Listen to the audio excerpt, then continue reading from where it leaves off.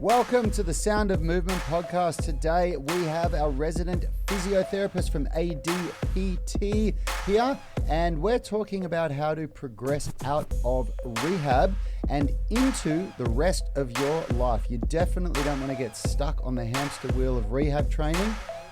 Stick around. Like Vasquez in Aliens, let's rock. If you're new to the tribe, we got Rich behind the mix. Rad is at the table with me, Yani Bormeister, and we are Unity Gym, experts at turning driven people into athletes. This episode is brought to you by the Unified Movement System, the only program effectively balancing strength, flexibility, and fitness so you can unleash your inner athlete. Get daily coaching by us, plus our epic Foundations Prep program and revolutionary structural balance blueprint to create your ideal programs and optimize your performance. As a valued listener, you can always use the link in the description and get your first month free. What have you got to lose? Get yourself in there. Now, I'm also pretty excited to announce that we are having an epic flash sale this weekend, and we're going to be revealing more about that tomorrow, but stay tuned, get ready, be prepared. Now, before we get started, warm welcome. If you're on the live stream in the UMS Movement Mastermind Facebook group, leave a comment. We'll send you back some love. Remember, anyone can join and interact. Lastly, massive shout out to our YouTube athletes catching the replay. Hit the like button to support the channel and subscribe if you like what you see. Today, as Rad said, we are very, very privileged to be joined by Phil White and Nalesh Murti from ADPT Physio. They are just two of the not just sexiest physiotherapists on the planet, but some of the most talented physiotherapists on the planet. And it makes it very difficult for Richie to maintain the sexiest man on earth when we're graced by two of the sexiest physios. How are you, boys? Oh boy, what an intro. We're back. Mate. We're wearing our matching shirts again. It's going to get real. It's going to get real. It's going down. It's going down today. So let's dive straight into this. Hey, we've got a question here which sparked this show. So Simon Kovac, I really hope you're listening to this one because this is all about your question about our rehab program. So Simon has asked in the UMS Movement Mastermind, what do you do once you've finished a rehab program? As in what way can you maintain everything you've worked hard to achieve and prevent further injury? And then he goes on to say, hey guys, currently 5 weeks into phase 3 of the knee rehab program and wanted to ask the above question. It's gone very well. My knee still gets niggly and a bit of pain still from time to time, but as a whole, it's recovered really well and feels so much stronger than before thanks to the amazing program. It has not been easy, but it's been a great design and it works. So just curious, after I've finished, I might do 1 or 2 more weeks of the program 2 days a week. What do I do to keep so that I keep the injury, fingers crossed, free, keep injury free? Do all the strengthening plus active stretching exercises just once a week or cut the volume in half as maintenance? Or are there key types of exercises in it that I should keep, although they all seem pretty important? Or just make sure to keep glute, quad, ham, calf exercises integrated into current training sessions. Always have been stretching these every day regardless too. Just curious how people go about it after they've rehabbed an injury, what to do after to keep things strong. Thanks heaps in advance. That's probably the only thing I'm going to get to say in this show, so I wanted to say it. Well, I'm going to cut through all of the red tape and answer your question very, very simply. You should just join UMS and do the Foundations program. Absolutely. But let's hear what Phil and Nalesh here's have the got bigger to say answer. on that. Yeah, you could say it in a few sentences, or we could all spend half an hour talking about it. Nalesh, do you want to kick us off? I think my big belief, obviously working the space I've come from, is if we get our athletes out of rehab, they still continue having an exposure to their rehab exercises or any exercise that's going to do them well. So obviously, that's going to bulletproof them. So if the example, hamstrings are our big go-to or ACLs are a big go-to, making sure when they come out of rehab, they're doing, protective exercises for hemis. They're doing the Nordics or they're doing some hammy curls for knees. So maximising strength. Yeah, maximising strength and addressing the different types of strength, mobility, flexibility, and different fitness, right? And they get it all within the program of being an athlete, but they also get it.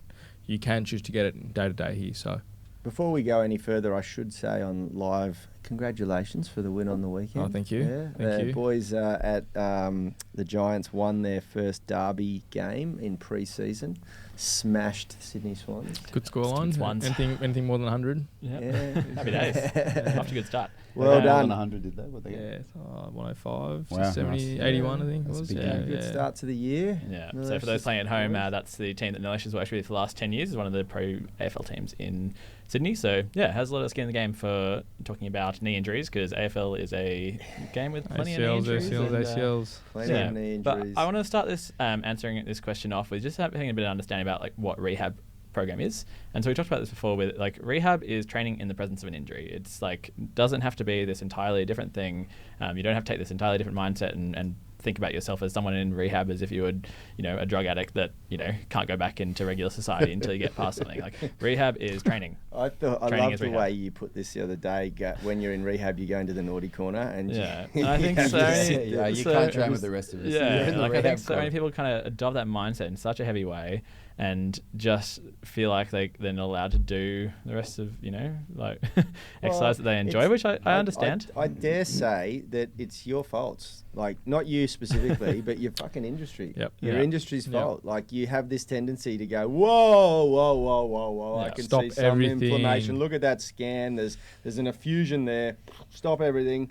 This is like big words. We're going to use big words, and we're going to bedazzle you and confuse you, and you are in the naughty corner. Get over there. And the only way to get out is with a 6-week program of 3 times a week. Oh no, the only way to get out is first to take like 6 weeks off all movement practice completely. You're not even allowed to walk. Don't do anything. Unless you are on this leash and like literally, let's wrap this person And see in us 3 cotton times a wool. week as well. Yeah, Yeah. that's right. Yeah, and I'll send you For our magic hands. a 50-pack of physio sessions. I've been to plenty of those, man, and it Yeah. really messes with the psychology of people. And you are the first physios that I ever heard put it so eloquently by saying, rehab is training in the presence of an injury.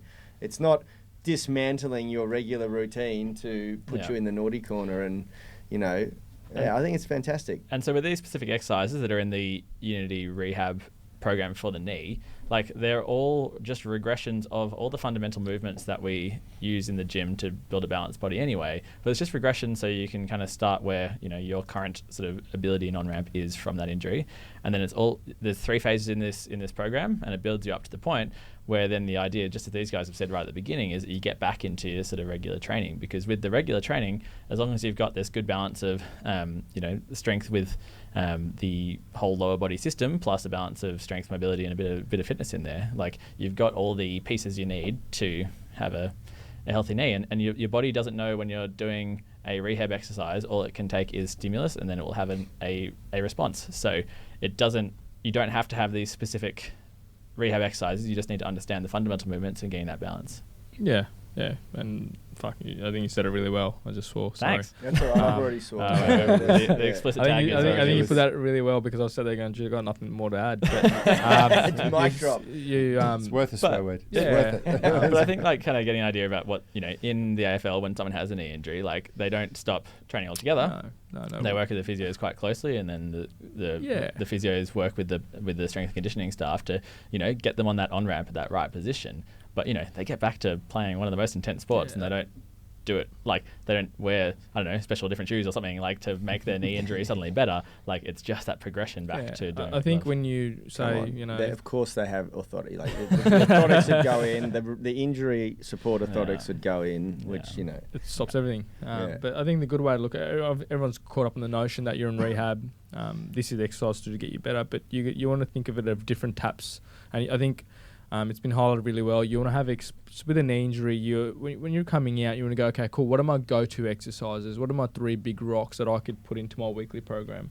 And our boys do this really well. They squat or they trap bar deadlift. What are their key lifts? Yep. And that's knee dominant. So what are they doing in terms of hamstring? Are they Nordicing? Like they're the big rocks you want to pull out. Looking at this program here, your big rocks here. I think you continue phase 3 stuff. Yes, but you don't do the whole program again, because then you'll be just lifting hour and a half, 2 hours. Mm-hmm. You get your big rocks, so your squats here. Yes, you've been able to do 15 reps here. Now let's start loading it, because you've gone away from that rehab notion of being in pain. Now you're pain free, you can load it, get stronger. You also add in some single leg work like your hamstring football work. You, again, 6 reps, well, let's now add some load into it. Yeah, and that's going to probably reduce reps. And like your steps, Peterson step downs, they're good exercises to keep holding on to. For us, in the sports world, we'd work in the similar motion there, going, okay, cool, we squatted at the start of rehab, we keep squatting. We keep getting our load there, we change our fluctuation of rep numbers and so forth. So that's where I'd be pointing in this direction. And I think just the one, like, there's, I think, 2 big things to talk about is, like, thinking about the end that you have in mind. So the goal that you're working towards, obviously when you want to get back to a certain sport that maybe caused you a knee injury, think about, like, what are the demands that you have for that sport? What does your knee need to be able to do? Is it, is it continuous running? Is it, sprinting? Is it landing in a certain position? Is it deep squatting under heavy load? Like, all of these things, think about what you need to get to be able to do, and then reverse engineer it in your program. Because I think sometimes people kind of get this idea that they've had success with certain exercises in a rehab program, and so then they hold on to these rehab exercises for so long. But then the problem there is you totally miss out on movement variability, and it's in the sport space that you have so much movement variability. And if you've just been doing one thing over and over and over again, you'll be great at that one thing, but you won't be prepared for anything else. So I think that's the key thing that people need to be like, okay, I've taken, like, the rehab program here has got some really good fundamental movements, but we can't just hold on and say, like, the Peterson step down is the thing that makes my knee better. We got to know why it is, like, why was that Peterson step down so effective? Is it because it was, like, reduced range? Was it because it trained your, single leg ability? Was it because it kind of took a bit of strain from your knee and put it into your hips? Like, what are those fundamental things? And then how do we build that into a program that works? And funnily enough, the program kind of looks a lot like the Unity program, because you're getting those fundamental movements, and then you have movement variability between your every 6 weeks. That, like, fundamental movement changes between a front squat, a back squat, a low bar squat. You got calf raises in there, so your knee gets a lot of strength and support from. You got Nordics. All of these muscles around your knee, like, are staying strong, and they've got variability and contraction type of loading protocols that will the only thing that I would add is that you add some sort of gait movement. So starting with a walk, and then I had a really interesting experience lately, which even surprised me, and it's hard to surprise me nowadays. I've seen it all. Is that I after my knee reconstruction, I had. I was told by Leroy, your friend, good friend of mine, good friend of both Phil and Nalesh's. Take that, Rad. He doesn't like Rad. Hasn't told yet. Who I went to because I had this huge Baker's cyst blow up in the back of my knee, and I'd reintroduced gym work, squats, deadlifts, all that strength stuff, but this cyst got just ginormous. Like, it was way bigger than a golf ball, and it was gross. He he just said, you just got to focus on getting that hammy stronger, brother. And I kept doing that, and I wanted him to drain it because it was annoying and it was hurting. And he said, look, if I drain it, it's just going to come back. Just where they literally suck the fluid out. And he said, just keep getting stronger. Now, that stayed with me for like 4 or 5 years. And it wasn't until I started walking and then running that it just disappeared. And it was the introduction of something totally different. No amount of Nordics, no amount of deadlifts, no amount of, back posterior chain exercises seemed to eliminate it. And I got real strong. Like, I got up to a 220 kilo deadlift, 180 kilo back squat, like strong lifts, unless you're comparing them to Sebastian Oreb. But that was the running that I just noticed after a couple of weeks of running, or a month of running and walking every other day, that, holy crap, the Baker cyst is gone. So what I'm trying to get at here is, like, add in movement variability. It's really, really important. You need new stimulus. Yeah, the other thing you need is to, this question is very specific to what movements do I need? And this is why I said at the start, to give you some context around why I said do the UMS program, don't just choose random movements. Stop doing that. Everybody, stop choosing random movements. I don't give a shit if a physio tells you to do it. I don't give a shit if your friend tells you to do it. I don't care if we tell you to do it. No one should be telling you what movements. Your body tells you that when you assess yourself properly and figure out what you actually need. And there are some really good protocols that have been designed by some of the world's best strength coaches to do that assessment process. And then you constantly have a program designed for what your body needs based on the structures, the strength, the weaknesses, the imbalances, whatever else. UMS is one of them, you know. But it just drives me insane that people are still trying to guess. Well, I think one of the biggest rant over.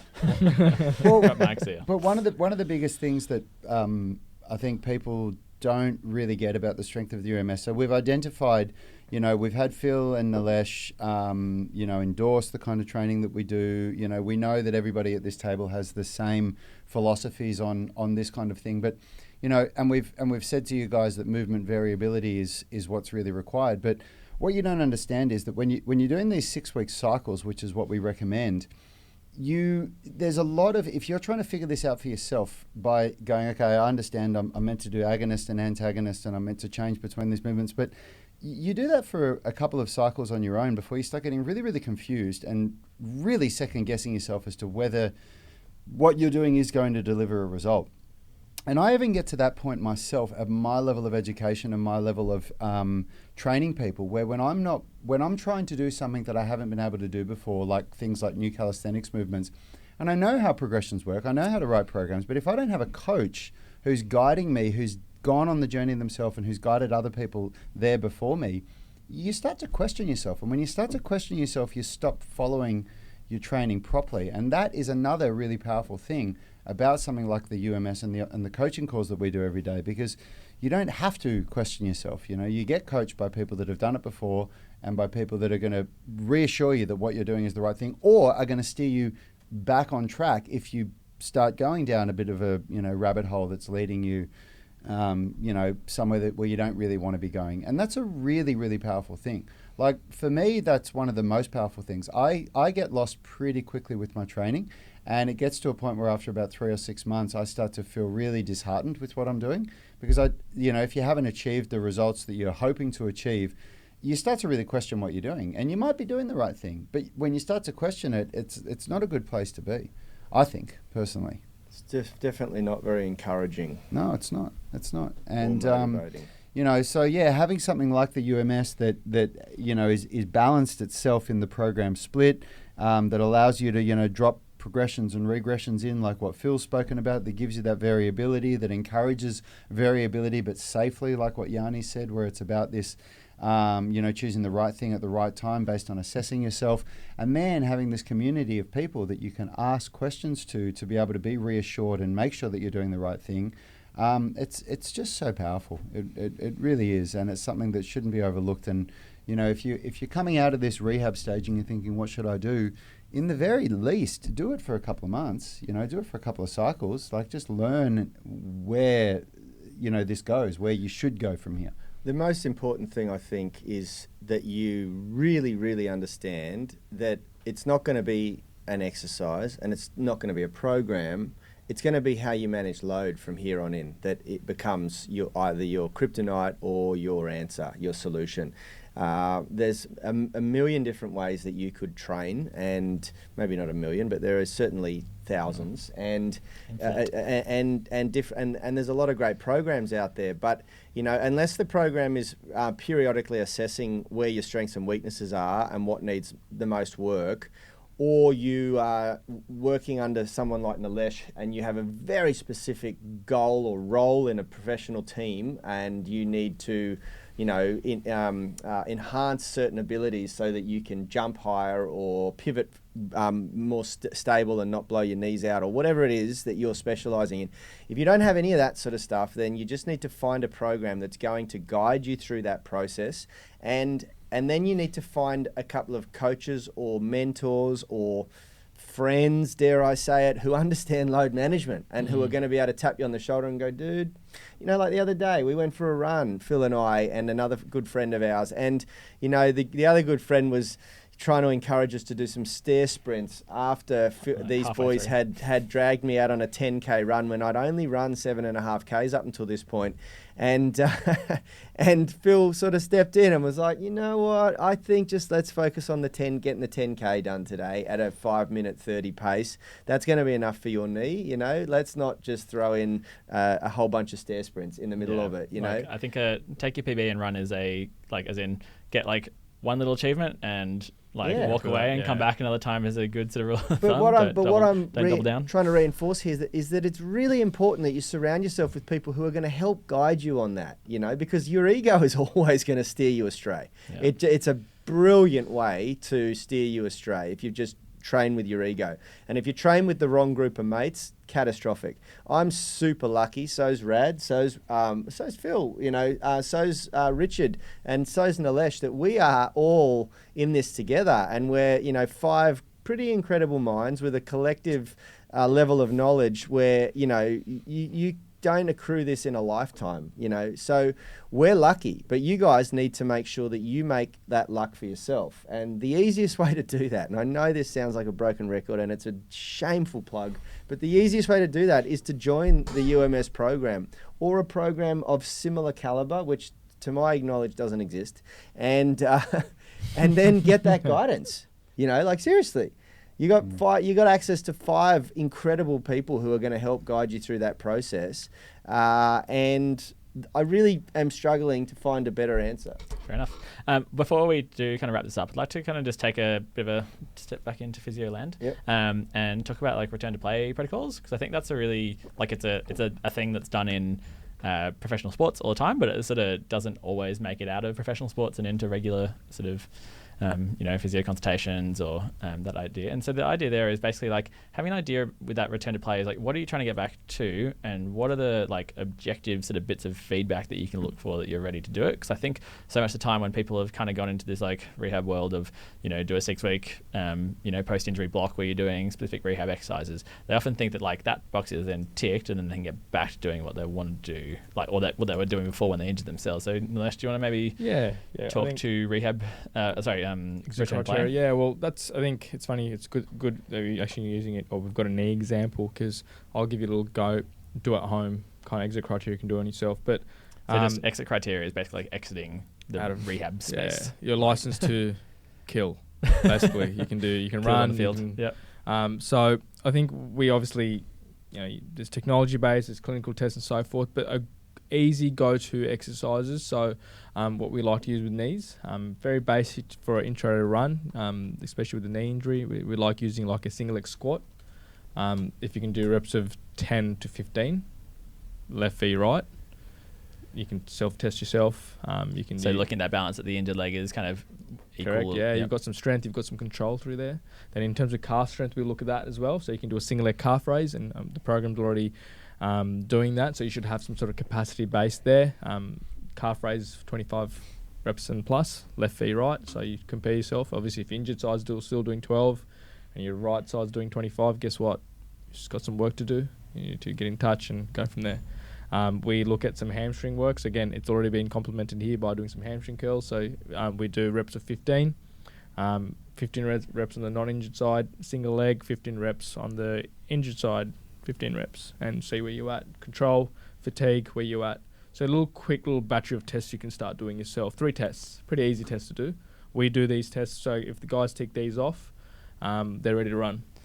Obviously, being pain-free, left equals right, there's control there, they're able to maintain endurance, capacity, and strength. Yeah, so hopefully, that's a very specific thing for, these elite athletes in AFL, where obviously it's a really running heavy demand, and the goals for you might be slightly different around that. Like you might be very much in just the calisthenic space or whatever, but kind of that takeaway of like having some objective feedback between and being able to look at your left versus right, the injured side versus non-injured side, and kind of having that understanding that like, okay, is this pretty close? Like, am I back to being kind of, within... Well, it gives you back, it lets you go back to the drawing board going, hey, like I'm still kind of single leg squat 10 times.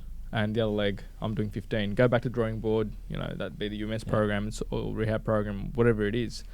What do I need to tick? What do I want to address to get my single leg strength back? Or getting that structural balance side to side. Because you can imagine if you do, if you've got one leg that can only do, 7 reps and the other leg can do 15, then if you go out running and, expect that everything will be peachy keen, you're probably going to run into a bit of disappointment because suddenly you've got one leg that's probably doing a whole lot more work or fatigue a whole lot quicker. Same if you're getting into squats and you suddenly realize like, oh, hang on, I'm shifting all the way to one side because you really can't take that much load through one. So I think having that idea of exit criteria and that like idea of return to play should be really helpful for you guys in just knowing when to go from, I guess, being quite focused on your injury to then being able to let that part of your brain relax and just let go of it and not kind of let it take over your identity. So Sounds good to me. And when you go running, you definitely don't want to run into problems. I love that one, Phil. always there with the puns. Oh, look out. All right. Well, I think that's session done. That's there's your answers there. So if anybody. I just want to say, thanks Simon for getting those questions on the group, and for anyone who watches, listens to these podcasts, but isn't on the Facebook group, like ask questions like this. He's put a really good amount of detail there, and hopefully you can see that he's got a pretty good answer out of it. So definitely don't be afraid to put questions on that Movement Mastermind group. It's free to join. Just that's something that's really important that I did want to drive home for those on YouTube or on the podcast. Get yourself over to the Movement Mastermind. Just search UMS Movement Mastermind on Facebook and join the group. It's free to join. You do have to agree to abide by the code of conduct. We refuse entry to a lot of people because they don't scroll down and click that little button. Click a box. Well, I recently joined a group and didn't see the box too. You have to scroll down. Yeah, do it. Get it up. Get your questions in, and if it's a good question that we think people can benefit from, then we'll certainly answer it, and we'll do our very best not to just blatantly plug our own programs. But sometimes it's really hard. And if anybody needs specific physio advice, go to adpt.physio, as long as you don't live in America. Unfortunately, they can't work with Americans. We're we don't really like Americans. Obviously, do. That is absolutely not it's true. Like legal and insurance-y there's things. There's different insurance, and these boys, I don't know, you can't get insured for it, can you? Or I think we'd have to register in every single state in the US, and anyway, it's just a nightmare. It's a bit of a nightmare. So Yep. Either call up and lie and say that you're from the UK, or Canada. Wouldn't be able to tell the difference in the accents. Yeah, that's right. And otherwise you can, anybody who is beyond that stage that wants to get started with this, you can get a free trial of the UMS online coaching if you go to that Facebook group, UMS Movement Mastermind. Yeah. Good stuff. Get on it, team, There's a link in the description for all of these replays. And seriously, I want to meet you on the inside. We want to work with you and take your performance to the next level. Unleash your inner athlete. It's a lot of fun, and you get to work with all of us, just like the group that we're about to tune into now. So if you are part of the UMS online coaching group, jump over to that Facebook page. And you know who I just had to approve to the group who didn't agree to the conditions? Who? Nalesh. Oh, mate. Honestly, I was so embarrassed. I just joined a mastermind group myself, and they had to email me, and it's a paid group, and they're like, dude, we can't let you into the group on Facebook until you agree to the code of conduct. And I was like, what? How did I miss that? I got back in, had a look, and I'm like, you got to scroll down there. That's why people miss it. I'm one of the numpties that we make fun of. Anyway, I rejected you, so Try again next year. All right, guys, we'll all see you tomorrow. We're going to be talking about how creating a balanced foundation improves performance and how not doing it delivers mediocre results. It's very, very important, especially if you're just getting started in your exercise journey. Maybe the boys will be here tomorrow. I don't know. Will you? I'll be around. Yeah. Look at that. Oh, we got two today. We got two. They're going to be joining us tomorrow. So tune in. Health is about performance, not just body image. You better be willing to accept what you're going to have to do to get there. We'll start focusing on movement goals, strength goals, flexibility goals. When you nail that skill, it's there forever. The body image goal doesn't get you that It's far. the consistency and frequency that's going to get you there. It's not the intensity. There's no shortcuts to mastery and movement. Destination doesn't change overnight, but your direction will. The gym is not the place to beat up the body that you hate. It's the place to build the body that you love. We are the gym that teaches people how to move instead of just exercise, because we believe that health is about performance, not just body image.